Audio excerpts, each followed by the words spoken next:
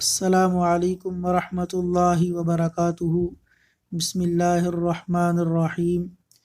سیدنا انس بن مالک رضی اللہ عنہ روایت کرتے ہیں کہ رسول اللہ صلی اللہ علیہ وسلم نے فرمایا، جنتیوں میں سے ایک شخص کو لایا جائے گا جو دنیا میں سب سے زیادہ دکھی اور مصیبت زدہ تھا۔ اسے جنت میں ایک غوطہ دیا جائے گا، پھر اس سے پوچھا جائے گا، اے ابن آدم، کیا تو نے کبھی سختی اور تنگی دیکھی ہے؟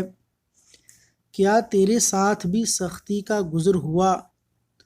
وہ کہے گا، نہیں اللہ کی قسم، میرے ساتھ کبھی سختی کا گزر نہیں ہوا اور نہ ہی میں نے کبھی تکلیف دیکھی۔ اللہ تبارک و تعالیٰ سے دعا ہے کہ اللہ تعالیٰ جنت میں داخلہ عطا فرمائے اور جہنم کے عذاب سے محفوظ رکھے۔